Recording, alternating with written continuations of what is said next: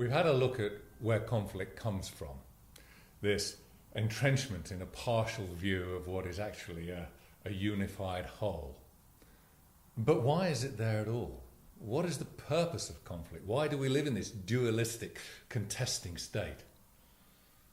Well, let's try an experiment. If I say black, what's the first word that comes to mind? White. If I say big, small. Night, day. Up, down. Interesting, isn't it, that as soon as I say one thing, what comes into mind is its opposite. And this is very important because this has been recognized throughout the ages. The Greeks called it thesis, which we can say this is, if you like. And if I say this is, first thing, or one of the first things you're likely to think about is why it is not. And you've often had this, I know, and you've gone, wow, look at this is great. And somebody goes, well, I'm not so sure, They'll immediately think about the opposite of what you're positing. So when you say that this is the thesis, you automatically bring into existence. You bring it into existence the anti-thesis.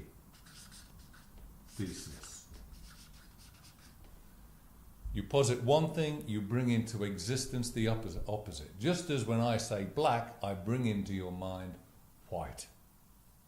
And this is where conflict comes from. The problem is when we forget that the thesis and the antithesis are two aspects of the same thing. My grandmother used to say when I was arguing with my brother that we were arguing about two ends of the same stick. Or you probably heard the phrase, two sides of the same coin. Conflict comes, just like with red box, blue box, when we begin to think that this end of the stick is true and that end of the stick is not.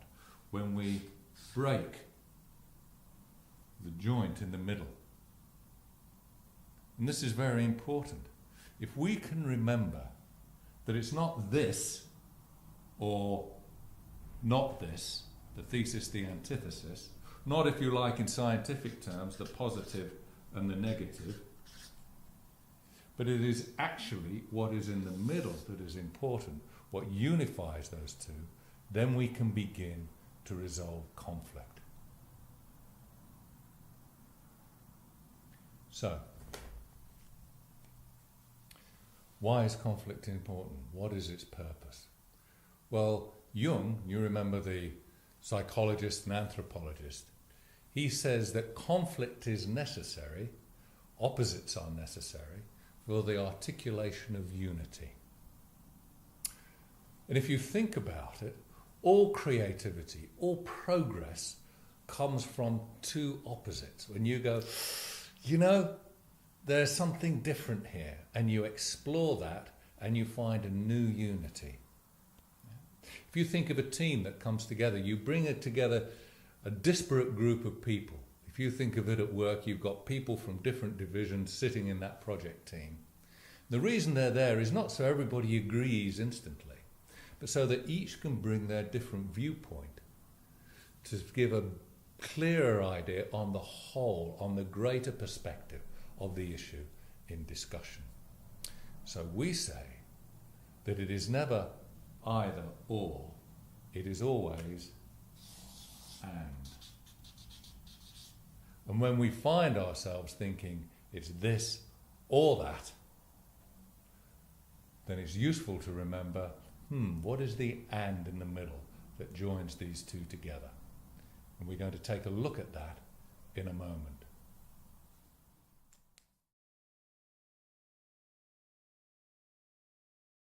So, conflict comes from, using this model, thesis bringing about is antithesis, is antithesis, its opposite. Yeah.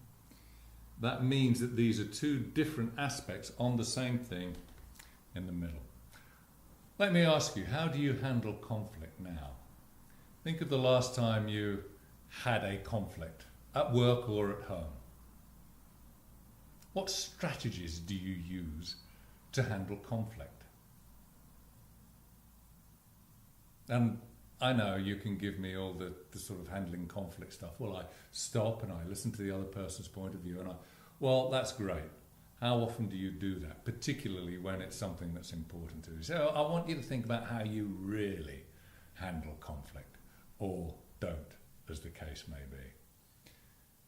Well, usually there are a number of strategies that we use.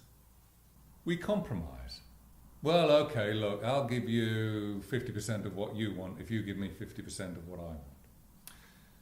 Sometimes we let somebody else decide. Okay, you have it your way. Okay, no, you're the boss. We'll do what you want. Other times we ignore it.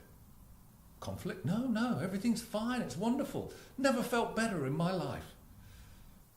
Or, and very commonly, we fight it out. We win, lose the conflict by fighting it out. Recognize some of those strategies? I'm sure you do. We all use them all the time, one way or the other. Only one issue with those strategies is that they don't take us off this line. If you think of the win-lose, which is often one of the most frequently used, it's actually the thesis and the antithesis fighting it out, red box, blue box, fighting it out until the one person gives in and the other person wins. It's not resolved the conflict, it's just buried half of it, killed it and buried it. Think of a compromise. A compromise doesn't really resolve the conflict. I'll give you 60% of what you want, you give me... We're still on this line. We're just moving along this line. And the other strategies of pretending everything is well, or seeing no conflict, or just giving in, are all aspects of staying here without resolving it. However, if you think of that red box, blue box example, what happened with the third person is that they had a different perspective, that they could see the common joining factor between the two seeming opposites. And in this model, just as the thesis can be called the positive and the antithesis the negative, the third thing here is what is called the synthesis. The point that brings the unity out of seeming opposites. And you've had this. You've had this in an argument when you've been discussing something and you really can't get it, and it's only through the real exploration of of the conflict of the opposing points of view that suddenly you go, I see it now. I see what you're saying. I see how it fits in with me and my perspective. I understand the larger whole. And what you've just done is understood the synthesis, which in scientific terms is the neutralizing, or the neutral, positive, negative, neutral. This law of three is common to all the great traditions. The Hindus, they call it Brahma, Vishnu and Shiva. In the Christian theology, there's Father, Son and Holy Ghost. In Hegelian dialectics or Marxian dialectics, there are the three things, just as there are in Greek and in science. So it's a fundamental aspect of nature, of creation. How does that work? Because as soon as you achieve a new synthesis, I see it, so it is this. That synthesis becomes a new thesis. And somebody goes, yes, but, whoop, in comes another antithesis, and you're off again. This is creation. This is the universe. The purpose of conflict is creation, continual evolution, the bringing forth of something new from seeming opposites. And there's a great example of that for those of you who have children. Male, female, new person. New person, male, new female, new person. You can see it everywhere. One of the important points here, particularly for leadership, is that it doesn't stop. As soon as you see the unifying principle, the synthesis, that itself becomes a thesis and begins the next journey of exploration and discovery, the next journey of refinement or of improvement if you're thinking of product development. So the question is here,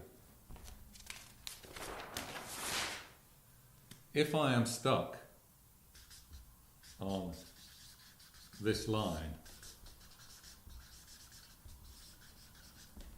how do I actually find this higher point of synthesis? If you've ever been in a discussion and you got locked in with somebody else, and then somebody's come in, maybe the chairperson, said, now hang on a minute guys, hang on, what's happening here? What are we trying to do? What is the purpose of this discussion? Ever had that? Oh, I'm sure you have, we all have. What's happening then is they are bringing the two conflicting parties back to the deeper purpose of what's happening. Yeah?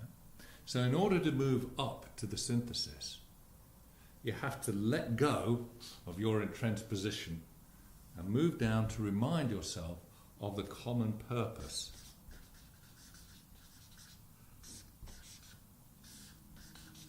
What are we trying to do? And you might have to ask that a few times. What's the point of this? What are we here for? When you've got this purpose, you then understand that usually what people are arguing about are not ultimate truths or ways of doing things. They're merely arguing about the strategy to achieve a common purpose. Think about this in business. Everybody wants the business to succeed. And then they argue and discuss all this. The common purpose is success. So when we come back and remember that, it allows us to see that these two seeming opposites are part of a whole predicated upon the purpose. And when we've got the purpose, that then allows us to synthesize the two opposing views and come to a more unified perspective. In that example of arguing about the different strategies to achieve the purpose, it allows people to not look at why my strategy is right and yours wrong, but what's good about yours and what's good about mine, and how we might unify those for an even better synthesis to achieve that purpose. So, in summary, in order, when you're locked on the thesis-antithesis line, in order to move up to the synthesis, you first have to go down to look at the deeper purpose that you're trying to achieve. And on the base of that common purpose, you can then explore how those two seeming opposites synthesize in the unified truth, purpose, objective of whatever it is people are arguing about. So what I'd like you to do now is think of an unresolved conflict that you have. Let's choose a work conflict with a workmate, probably in a project team or in a team. I'd like you to think of your perspective, what you think is right. I'd like you to think of what they think is right and be clear on that. And then remind yourself of the purpose of the discussion. What are you both trying to achieve? And when you've got that, take another look at your argument and their argument and see how a combination of both might achieve that purpose in an even better way.